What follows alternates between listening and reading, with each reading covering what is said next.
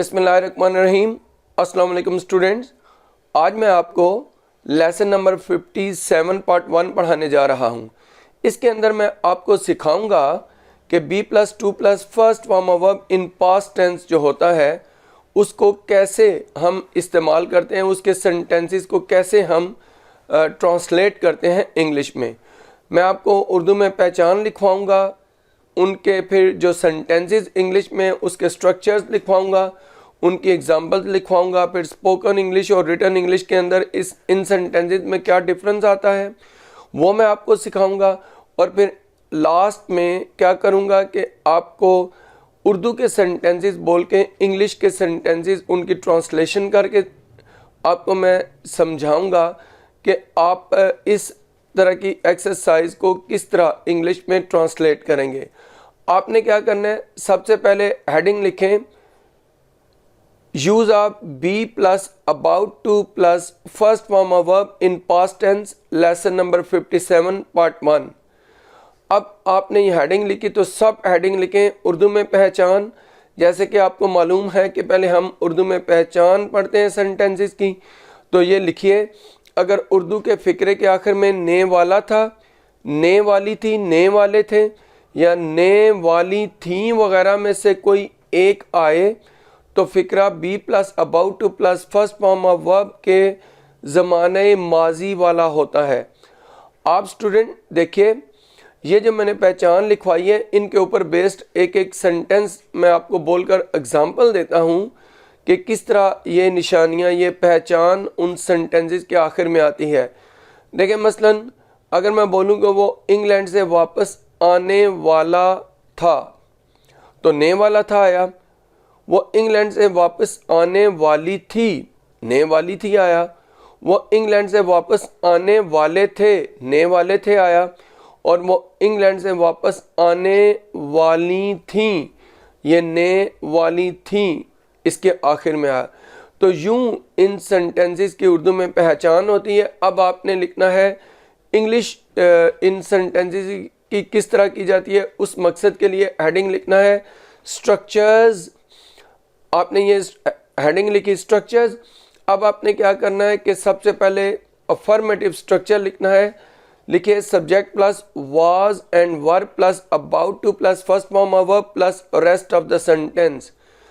इसके लिए आपने गौर करना है कि सबसे पहले मैंने बोला सब्जेक्ट, फिर वाज वर्ब, फिर अबाउट टू, फिर फर्स्ट फॉर्म और रेस्ट ऑफ द सेंटेंस यानी बाकी जुमला।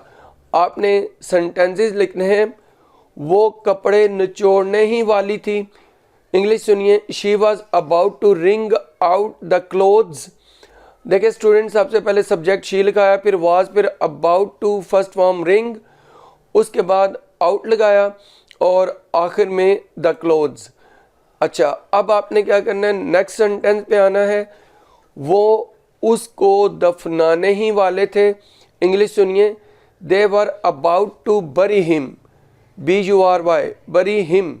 तो स्टूडेंट देखिए, दे के बाद वार लगाया, अबाउट टू और फिर फर्स्ट फॉर्म बरी, दफनाना इसकी इंग्लिश होती है, और आगे हिम। तो स्टूडेंट ये अफर्मेटिव स्ट्रक्चर उसकी एग्जांपल थी। अब नेगेटिव स्ट्रक्चर पे चलते हैं।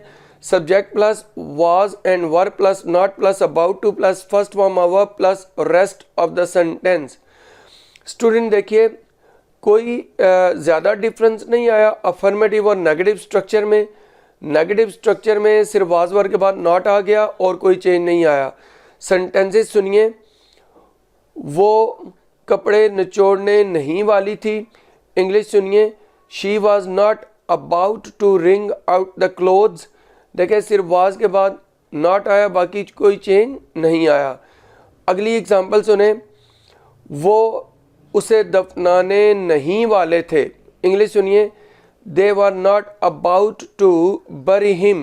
देखिए जी, दे के बाद वर, फिर आगे नॉट और अबाउट टू बरी हिम, बाकी कोई चेंज नहीं आया सवाए वाज और वर के बाद जो मैंने नॉट आपको ऐड करवाया है। अब इंट्रोगेटिव सेंटेंसेस के स्ट्रक्चर पे चलिए। लिखिए was and were plus subject plus about to plus first form of verb plus rest of the sentence plus question mark. देखिए स्टूडेंट, सवालिया जुमले में वाज वर शुरू में चला गया, बाकी कोई चेंज नहीं आया। एग्जाम्पल देखिए, क्या वो कपड़े निचोड़ने ही वाली थी, was she about to wring out the clothes, was शुरू में चला गया, कोई चेंज नहीं आया। नेक्स्ट पे चलते हैं, क्या वो उसे दफनाने ही वाले थे। Were they about to bury him, were शुरू में चला गया, कोई चेंज नहीं आया। एंड में दोनों सेंटेंसेस के क्वेश्चन मार्क लगता है। अब आपने डबल इंट्रोगेटिव सेंटेंसेस के स्ट्रक्चर पर चलना है। लिखिए व्हाई, व्हेन, वेयर, हाउ या whom प्लस वाज या वर plus subject plus about to plus first form of verb plus rest of the sentence plus question mark. Student देखिए, मैंने बोला कि सबसे पहले व्हाई, व्हेन, वेयर, हाउ, ये 4 एडवर्ब्स होते हैं, इनको लगाना है। ये सिर्फ सवाल करते हैं, सब्जेक्ट ऑब्जेक्ट नहीं बनते। उसके बाद मैंने हाउ के बाद बोला या whom प्रोनाउन होता है, ये याद रखें। फिक्रे के शुरू में आकर सवाल भी करता है और ऑब्जेक्ट भी बनता है। फिर सब्जेक्ट के बाद अबाउट टू फर्स्ट फॉर्म और rest of the sentence question mark. Student देखिए, इसकी हम एग्जांपल ले लेते हैं। वो क्यों कपड़े निचोड़ने ही वाली थी। इंग्लिश सुनिए, why was she about to wring out the clothes. Why शुरू में आया, आगे वाज, आगे सब्जेक्ट शी, फिर अबाउट टू और फिर रिंग आउट द क्लोथ्स। अच्छा, अब आपने नेक्स्ट एग्जाम्पल के ऊपर चलना है। आप सुनिए, वो उसे कहाँ दफनाने वाले थे। इंग्लिश सुनिए, where were they about to bury him. तो स्टूडेंट्स ये देखिए कि कहाँ की इंग्लिश वेयर सबसे पहले आई, फिर वर, फिर दे, और दे सब्जेक्ट है, सवालिया जुमला होने की वजह से उससे पहले वर आया, फिर अबाउट टू और बरी हिम। तो स्टूडेंट्स ये स्ट्रक्चर्स जो थे वो और उसकी एग्जाम्पल्स और उनकी एग्जाम्पल्स मैंने आपको सिखाई। मुझे उम्मीद है इधर तक आपको सब कुछ समझ में आ गया होगा। अभी हमने क्या करना है, सेंटेंसेस फॉर स्पोकन इंग्लिश को समझना है कि रिटन और स्पोकन इंग्लिश में क्या डिफरेंस आता है। आपने लिखना है heading sentences for spoken English, और ये सुनिए डिफरेंस जो रिटन और स्पोकन इंग्लिश में आता है। She was not about to wring out the clothes, वो कपड़े नहीं निचोड़ने वाली थी। ये रिटन इंग्लिश में। स्पोकन में क्या होगा, she wasn't about to wring out the clothes. भाई देखें, सिर्फ वाज नॉट को कंट्रैक्शन में करके वॉजंट कर दिया, बाकी स्पोकन इंग्लिश में कोई चेंज नहीं आया। नेक्स्ट एग्जाम्पल पे चलते हैं। They were not about to bury him, वो उसे दफनाने नहीं वाले थे। ये रिटन इंग्लिश। और स्पोकन इंग्लिश देखें, they weren't about to bury him, वो उसे दफनाने नहीं वाले थे। ये वर नॉट को वरंट किया, बाकी स्पोकन इंग्लिश में कोई चेंज नहीं आया। अब नेगेटिव इंट्रोगेटिव सेंटेंसेस पे चलते हैं।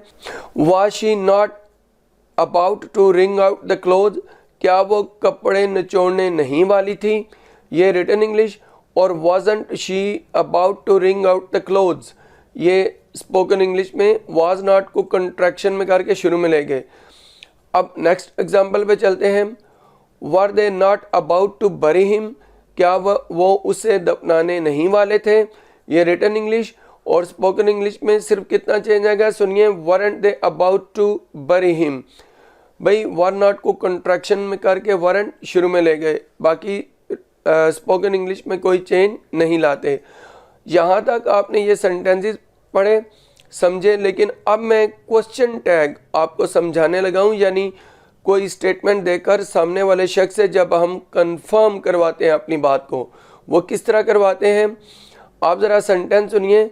She was about to wring out the clothes, वो कपड़े निचोड़ने ही वाली थी। उर्दू में हम कैसे तस्दीक करवाते हैं, ये कहते हैं है ना। तो है ना की इंग्लिश क्या होगी, कॉमा लगाएं, वाजंट शी क्वेश्चन मार्क।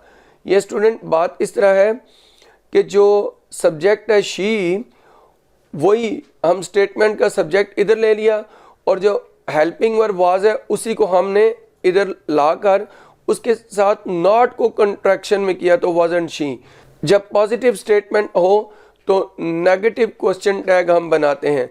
अब एक और एग्जांपल ले लेते हैं। They were about to bury him, वो उसे दफनाने ही वाले थे, है ना। वरंट दे क्वेश्चन मार्क, तो वर नॉट को वरंट किया, आगे दे लगाया, बाकी कोई चेंज नहीं आता। ये है ना की इंग्लिश होती है। अब नेगेटिव स्टेटमेंट हो तो फिर क्या होगा, सुनिए। She was not about to wring out the clothes, वो कपड़े नहीं निचोड़ने वाली थी, है ना, वाशी क्वेश्चन मार्क। तो स्टूडेंट्स क्या है कि आपने देखा कि जब नेगेटिव स्टेटमेंट आया तो हमने वाजंट शी नहीं किया, सिर्फ वाशी, यानी हेल्पिंग वर्ब लेकर उसके साथ नॉट को कॉन्ट्रैक्शन में नहीं लेकर गए और वही सब्जेक्ट जो स्टेटमेंट का था शी इधर ले आए एंड में क्वेश्चन मार्क। लास्ट एग्जांपल पे चलते हैं। They were not about to bury him, वो उसे दफनाने नहीं वाले थे, है ना, वर दे क्वेश्चन मार्क। तो स्टूडेंट देखें वरंट दे नहीं हुआ क्योंकि स्टेटमेंट नेगेटिव थी। अच्छा, यहाँ तक हमने सब कुछ ये स्पोकन इंग्लिश के हवाले से पढ़ा। अब क्या है कि नेक्स्ट हम हेडिंग पे जाते हैं, लिखें सेंटेंसेस फॉर प्रैक्टिस, और मैं अब आपको 10 सेंटेंसेस बोलूँगा उर्दू के और इंग्लिश करके आपको सिखाऊंगा। आपने गौर से सुनना है। नंबर 1, वो अपने घर को साफ करने ही वाली थी। She was about to clean her house, वो कपड़े इस्त्री नहीं करने वाले थे।